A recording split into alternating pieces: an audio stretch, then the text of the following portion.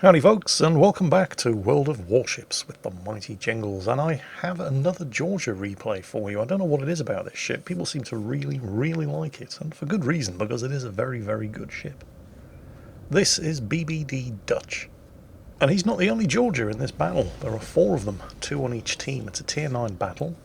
The carrier is only tier 8, and there's only 1 destroyer per team. The enemy team have a Jutland, so you can't really be complaining about the matchmaking. You can complain about the team. You can always complain about the team, but the matchmaking is definitely not at fault here. Now remember, in case you'd forgotten, the thing about the Georgia, well actually there are a couple of things. She's kind of like an Iowa, except with twin 18-inch gun turrets rather than triple 16-inch gun turrets. She also has incredibly long-ranged secondary gun batteries. She's pretty quick and can be even faster because she has an engine boost and she has the Massachusetts damage repair party. In fact, she has a lot in common with the Massachusetts. That Massachusetts repair party has a faster cooldown than normal, and her secondaries are practically identical to those of the Massachusetts, and you all know how much fun the Massachusetts secondaries are. In fact, quoting directly from the Georgia's wiki page, treating her like an up-tiered Massachusetts with more firepower and speed certainly isn't a bad way to play, and it will reward you for it. And an up-tiered Massachusetts with more firepower and speed? What's not to like? Well, there is one thing to not like about the Georgia. She has the second lowest damage per minute for her tier, despite the faster reload of those 18-inch guns, because there are only 2 guns per turret and not 3. It's all about the knockout punch rather than sustained damage per minute. Yes, Akazuki, that's right. It's all about the knockout punch. What, you don't think that's good? But she does have the highest alpha damage per shell of any battleship in the game. No? She's still not convinced. Oh well, never mind. I've given her some food to take her mind off it, although you can understand where she's coming from. She is Akazuki after all. DPM is the name of the game. Did I mention how big she was getting, by the way? She's not even 6 months old yet, and, well, just look at this. She's turning into a lion. Okay, anyway, back to the game. Now, something I want you to pay attention to, at least in the early stages of this battle. Dutch isn't alone on this flank. The Iowa over there has only just found out where his W key is. He's probably slow loading into the game. Dutch does have a Baltimore and a Neptune with him. So 3 tier 9s on this side of the map. Could be worse, but 2 of them are cruisers. One of them's a very lightly armoured cruiser, which is kind of ironic because the lightly armoured cruiser is going to last a damn sight longer than the heavy cruiser. And the reason why the Baltimores are going to get bitch slapped into oblivion very early on in this match, well, there are 2 enemy Georgias and an Attica down there. Observe how Dutch is already turning away to angle against them and kite while keeping up the shell fire. Do you see that island that Dutch is heading for? Notice how Dutch heads to the inside of the island. And he does that not because the island is going to provide him with any kind of cover or concealment, because he's taking it very wide, but he does that because if he was to sail on the outside of the island, the side closest to the enemy, he would be committed to giving broadside for far too long, and there are 2 Georgias down there, armed with the same 18-inch guns that he has. Now guess which side of the island the Baltimore... Yeah. The Baltimore has now just committed himself to showing broadside against... Actually, I have a confession to make. There are not 2 Georgias on the enemy team, there are 3 of them. And all 3 are down there, although we haven't seen them all yet. There's also an enemy Neptune down there as well as the Attica. And just about the only thing that stops this Baltimore from being completely obliterated right now is that most of the enemies down to the south are far too busy om-nom-nomming on the Neptune, who has just popped his radar. Not sure why. There's only 1 destroyer on the enemy team and he isn't down there. Perhaps he thought he was about to die and he just wanted to use his radar before it happened. Why does he have radar anyway? Why doesn't he have smoke? What? Is the radar Neptune a thing now? Anyway, the Neptune's made it against the odds. He's managed to get into concealment. The Baltimore has had his health chunked good and proper and almost certainly only survived going the wrong way around the island because most of the enemy ships down there were shooting at the Neptune. But then Not content with exposing the broad starboard side of the ship to all those enemy guns, now that he's cleared the island and could be angling away from all of those enemy ships to the south, he decides that he's going to expose the broad port side of the ship, just as a sort of, go on, I'll bet you can't sink me. Guess what? I'm pretty sure they can. So, the Baltimore's down. I know, big surprise. The Neptune is badly hurt and in hot retreat, and Dutch, well, he's got these guys all to himself. The problem here is that if he wants to get away, he's going to have to run to the west, and that means giving them all broadside, and there are 3 Georges down there, so he's going to have to stand and fight. And that means taking out the easiest to kill target first, and that's the Attica, because even though he's trying to angle against him, these 18-inch shells can overmatch 30mm of armour, and the secondaries finish him off. Kill number 1. Takes a quick look around. Yeah, you're pretty much on your own here, Dutch. I mean, the Neptune is nearby, but he's running away, and he's not interested in fighting 3 Georges and another Neptune. Speaking of which, despite the fact that the other Georgia further over to the right is giving flat broadside over there, silhouetted against an island, this guy is the bigger threat, and potentially also the easier one to kill. He's already lost some health. And the reason he's the bigger threat, well, there are actually 2 reasons why he's the bigger threat. First, I think he's the only one who's actually shooting at Dutch, so we've got that to be grateful for. And also, Dutch is rapidly running out of ocean real estate to retreat to, and again, if he wants to turn and move anywhere other than into the map border, that will mean giving broadside to this guy, so this is the one that must die first. Now, they are both angled against each other, but Dutch does actually have a slight advantage here. And it's because of the Georgia's deck armour. The deck armour at the front of the Georgia, from the forwardmost turret right to the bows, is 32mm. So any shots from the enemy Georgia that don't get caught by his superstructure are plunging down into the 38mm deck armour. And by contrast, most of Dutch's return fire, when it's not catching the superstructure, is plunging down into 32mm of deck armour.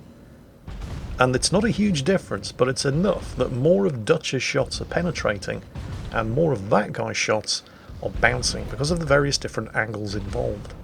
Also, it doesn't hurt that Dutch seems to be a better shot than that fella, and he probably has a fully tricked out secondary build captain as well. And so that's kill number 2. He's the only person on the team who has sunk anything, and they've lost 5 ships, so... Oh wait, no, I spoke too soon. They've lost 6. Half of the team are dead, nobody else has sunk anything. And don't forget, Dutch is basically fighting this entire flank alone.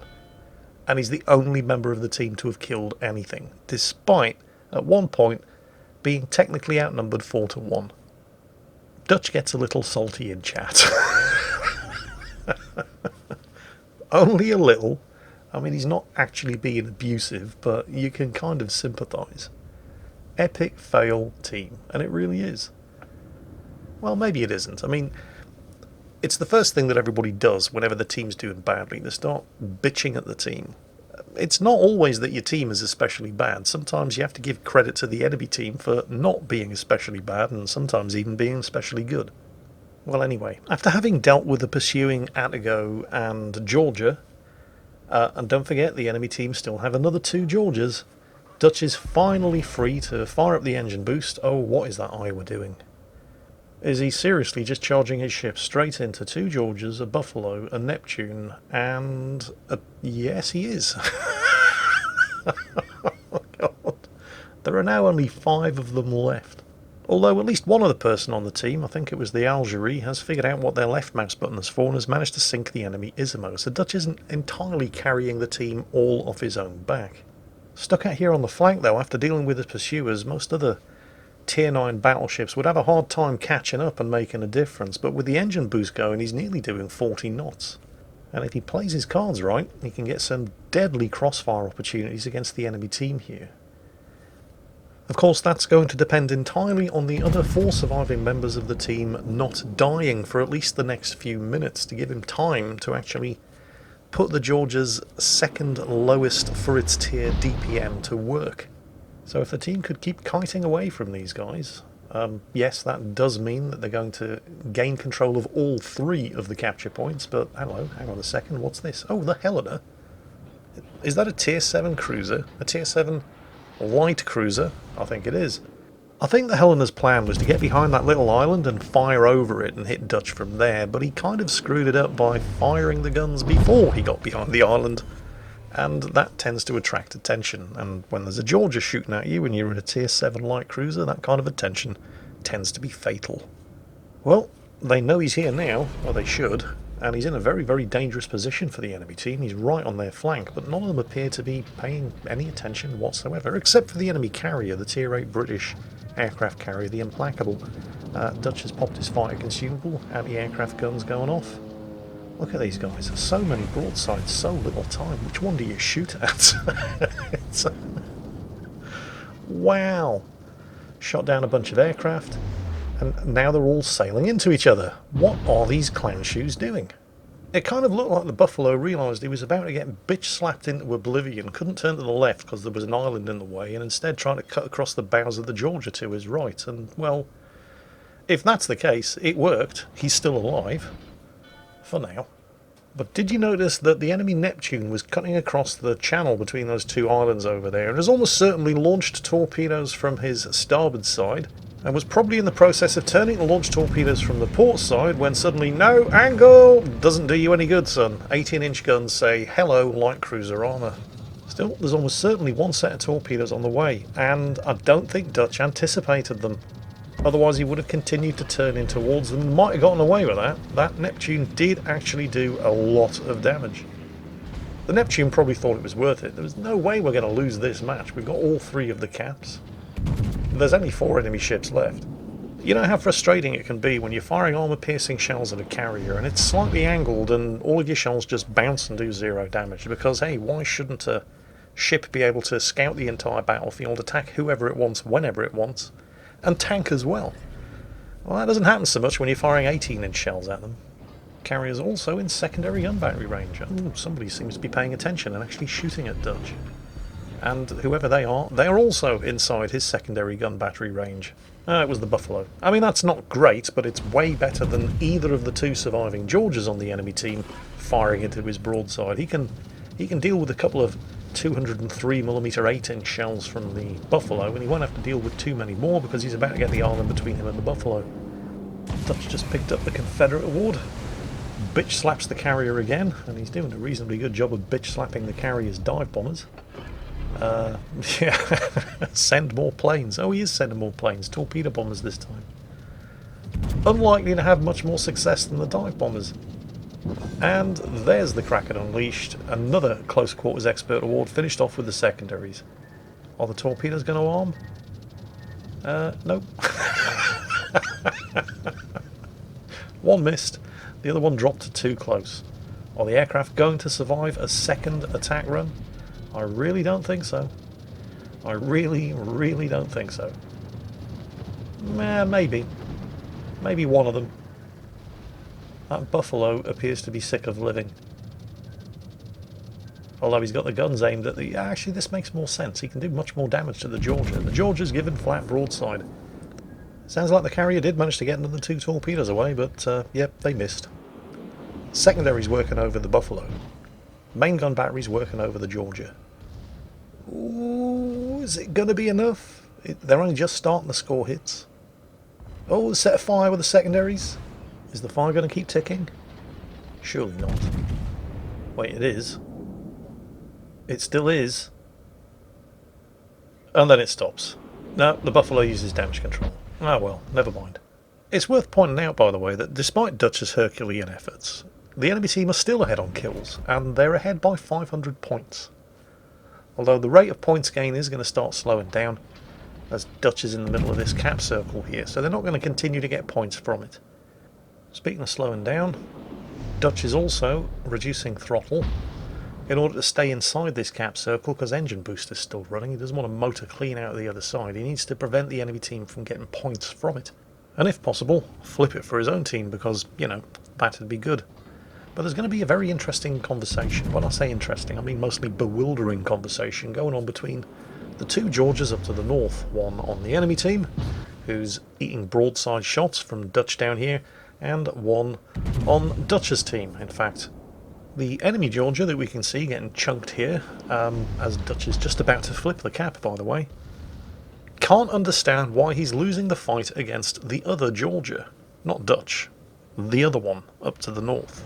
He doesn't appear to realise that all the time he's been exchanging shots with the other surviving Georgia, who has just finally sunk him, he's been getting chunked from the broadside shots that he was giving Dutch all the way down here to the south. He genuinely doesn't understand why he lost that fight. The lack of situational awareness is breathtaking. And if that sounds hard to believe, I've got another one for you. Remember, these are the guys who are winning. These are the guys who, up until this point, and you could argue still are, comprehensively outplaying Dutch's teammates. Oh look, it's the Buffalo again.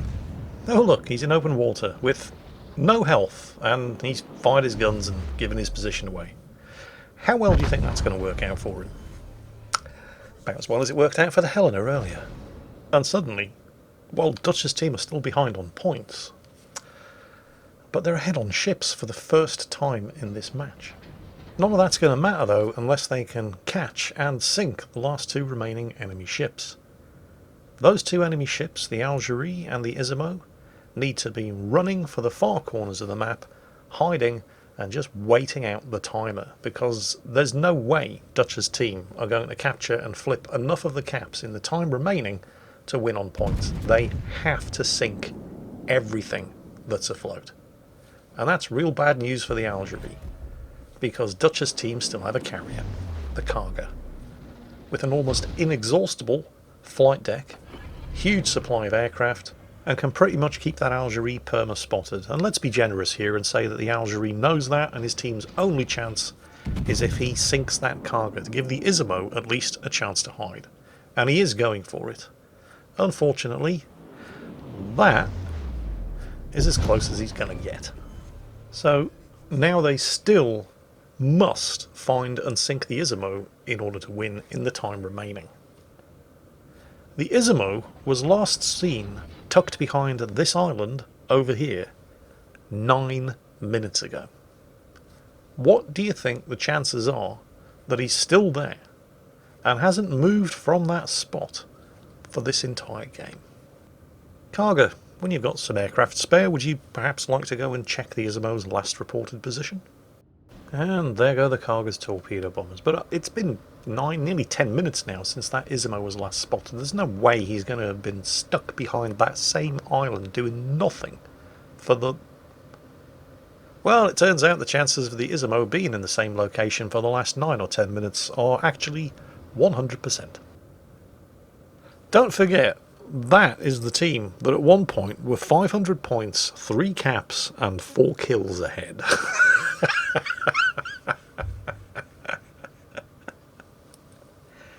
It doesn't matter how well you're doing. It's always possible to snatch defeat from the jaws of victory. I mean, they haven't done it yet. They've still got to sink him. But he is just close enough. Well, he's inside secondary gun battery range.